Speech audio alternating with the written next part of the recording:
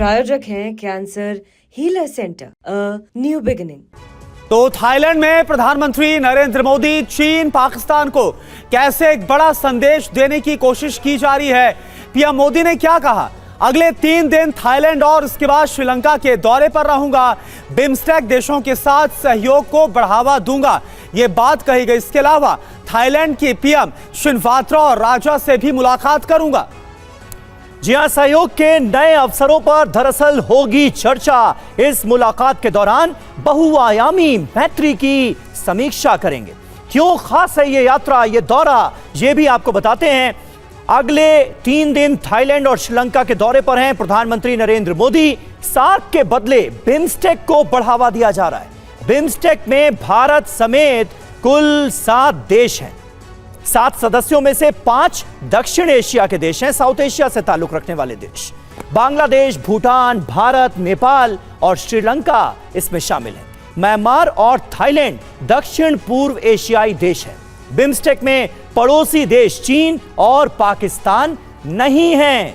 चीन का विस्तारवादी एजेंडा बांग्लादेश, श्रीलंका और नेपाल में कैसे चल रहा है, ये हम सब जानते हैं। बिम्स्टेक का फोकस बंगाल की खाड़ी से जुड़े देश रहने वाले हैं। क्षेत्रीय आर्थिक सहयोग के लिए बंगाल की खाड़ी बहुत अहम है और ऐसे में प्रधानमंत्री नरेंद्र मोदी का यह दौरा, बिम्स्टेक सम्मेलन में उनकी शिरकत, ये बहुत इंपॉर्टेंट है।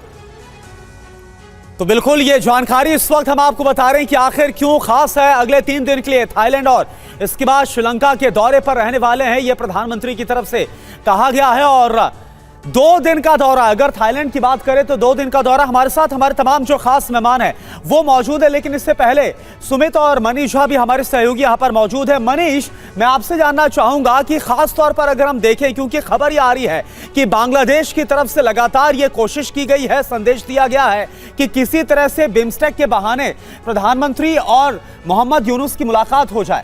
क्या इंडिकेशन आपको मिलता हुआ नजर आ रहा है इससे?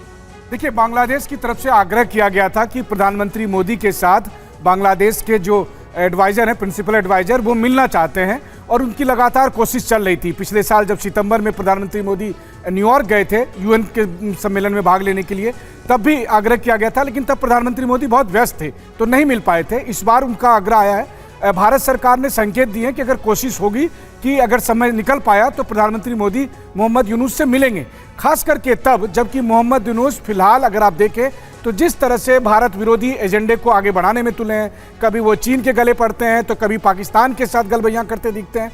ऐसी स्थिति में एक बार फिर अगर ये मुलाकात होती है तो भारत की कोशिश होगी कि बांग्लादेश को प्रधानमंत्री मोदी मिलकर ये बात कहें कि देखिए, भारत का बांग्लादेश के लोगों के साथ अब भी वही संबंध है।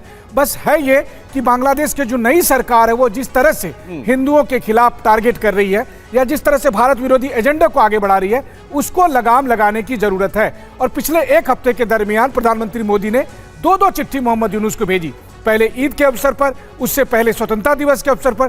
तो उम्मीद है कि मोहम्मद यूनुस से मुलाकात हो जाए। औपचारिक ऐलान नहीं हुआ, आधिकारिक पुष्टि नहीं हुई है, लेकिन काफी संभावना है कि मोहम्मद यूनुस से मुलाकात होगी। बिल्कुल।